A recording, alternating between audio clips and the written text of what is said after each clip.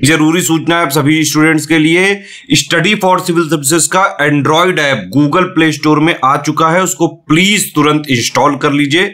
और अगर आप स्टडी फॉर सिविल सर्विसेज के सिर्फ ऐप से कोई भी कोर्स, कोई भी पीडीएफ परचेज करते हैं तो उसमें अप्लाई कूपन, अगर आप ज्ञान सर जो है आप उसमें अप्लाई करते हैं, ये कूपन कोड है, तो उसमें 20% फीस तुरंत माफ हो जाएगी, मतलब 20% डिस्काउंट तुरंत उसमें लग जाएगा।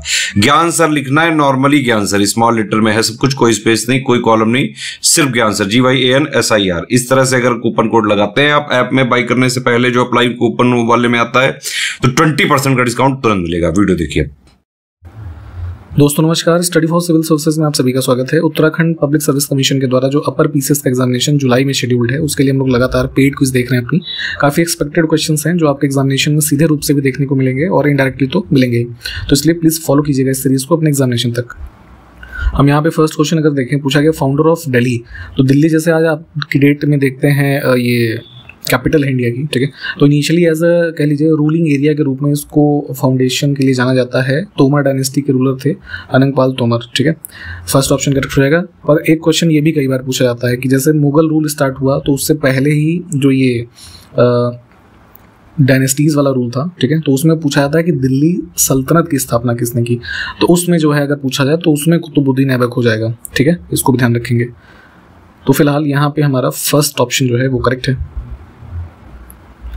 इसमें देखिए कौन सी कुतुबुद्दीन ऐबक की उपाधि नहीं थी। तो दिल्ली सल्तनत में ये रूलर हुआ जो है कुतुबुद्दीन ऐबक, पील बख्श, लाख बख्श, हातिम सेकंड, ठीक है। जैसे लाख बख्श का अर्थ होता था कि काफ़ी बड़ी अमाउंट में चैरिटी करता था, है ना, तो उस वजह से लाख बख्श कहते थे। 3 ये टाइटल्स इसकी थी। उलूग खां ऑड हो जाएगा। उलूग खां की कहानी ऐसी है कि जो है ये बाद में तुगलक डायनेस्टी आती है, तो मोहम्मद बिन तुगलक को आपने शायद पढ़ा होगा या जानते होंगे इसके बारे में थोड़ा फैक्ट।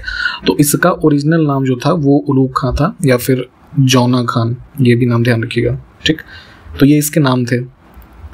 गुलाम का गुलाम दिल्ली के किस शासक को कहा जाता है। तो दिल्ली सल्तनत में स्लेव डायनेस्टी का रूलर था ये इल्तुतमिश, ठीक है। तो स्लेव डायनेस्टी का जो फाउंडर है कुतुबुद्दीन ऐबक, तो उसको जो है स्लेव ऑफ दिल्ली सल्तनत और स्लेव ऑफ स्लेव जो है ये इल्तुतमिश के लिए यूज़ किया जाता है।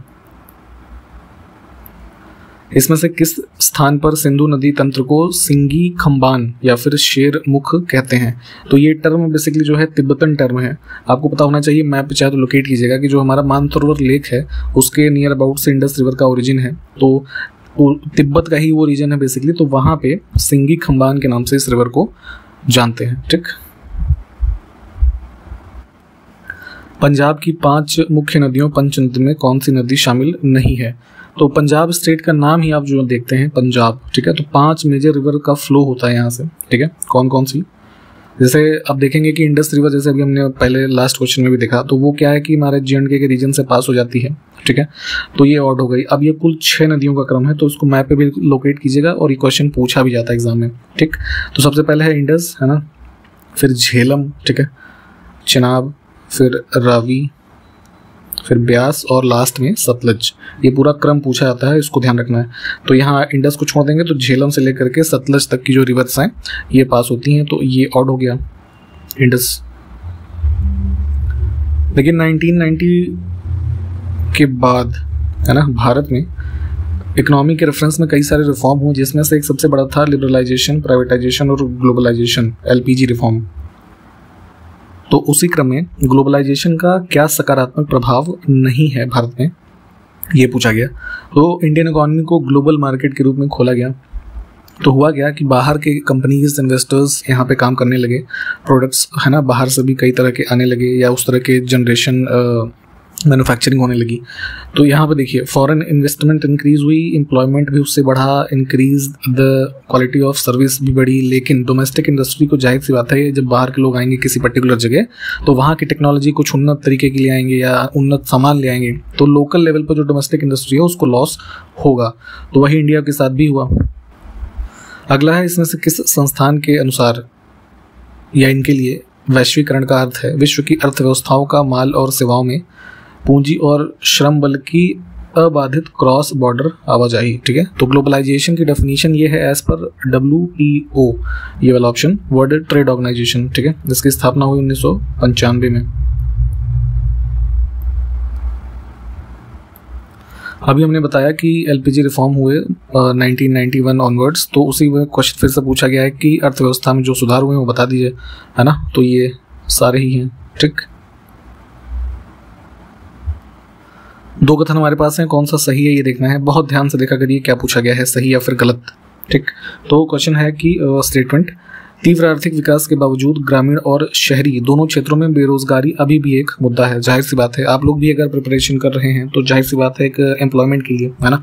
और कई सारे लोग ऐसे हैं कि जो जाहिर सी बात है अनएम्प्लॉयमेंट होने के कारण, है ना, परेशान हैं। तो पहला कथन हमारा ठीक है कि जो रैपिड इकोनॉमिक ग्रोथ हो रहा है उसका मतलब ये नहीं कि उसी रेट में एम्प्लॉयमेंट भी आ रहा है ना। कई सारी चीज़ें मशीन पे डिपेंडेंट हैं, है ना, तो जिससे काम लोगों के लिए उतना उपलब्ध नहीं है। अगला है कि आर्थिक विकास की तेज दर ने अकुशल श्रमिकों को पीछे छोड़ा है। तो ये भी सही बात है कि जितना भी आप आज की डेट में स्किल्ड होंगे उतना ही ज़्यादा आपके लिए अपॉर्चुनिटी है। अगर कोई स्किल नहीं है, है ना, अनस्किल्ड है, तो आपके लिए बहुत ज़्यादा अपॉर्चुनिटीज़ नहीं है। तो दोनों ही बातें ठीक हैं। हमारे पास कुछ स्टेटमेंट है चंद्रगुप्त प्रथम के बारे में। अब पूछा गया है कि कौन सा कथन उस बारे में गलत है, देखते हैं। फर्स्ट है कि पाटलिपुत्रा को कैपिटल बनाया गया इनके द्वारा।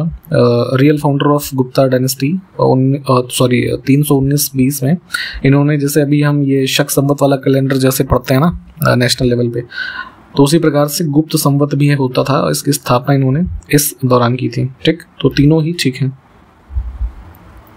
मथुरा स्तंभ अभिलेख किस शासक का पहला अभिलेख है? तो ये पिलर इंस्क्रिप्शंस है ना, या फिर जो स्टोन इंस्क्रिप्शंस, ये चीज़ें लगातार पूछी जाती हैं। इसके बारे में लिस्टिंग कम से कम पढ़ के जाइए। तो मथुरा स्तंभ अभिलेख संबंधित है गुप्ता डायनेस्टी, गुप्ता एरा से, और चंद्रगुप्त द्वितीय, है ना, इनके बारे में इंफॉर्मेशंस इसमें जो है कह लीजिए मिलती हैं।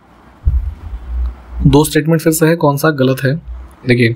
देवता हनुमान, ठीक है, इनका अंकन कदम्ब शासकों के सिक्कों पर मिलता है। कदम्ब डायनेस्टी जो थी, एक देखेंगे ये जब जो कर्नाटका का रीजन है इधर मेनली रूल करती थी, ठीक। तो इनके कॉइन्स पे इनकी आकृति है हनुमान जी की।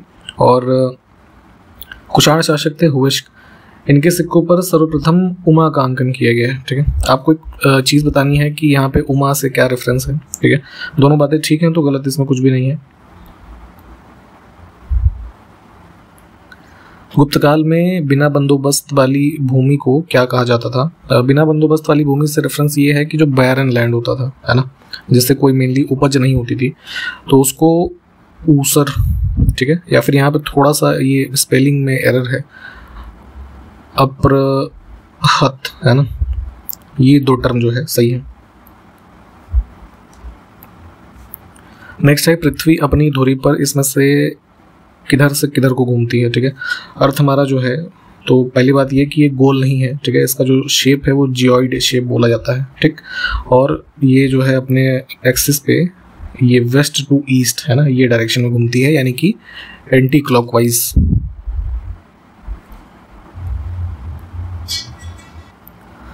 नेक्स्ट है अवंती सुंदरी पुस्तक का लेखक कौन था, ये बताना है। तो जो है संस्कृत में एक कह लीजिए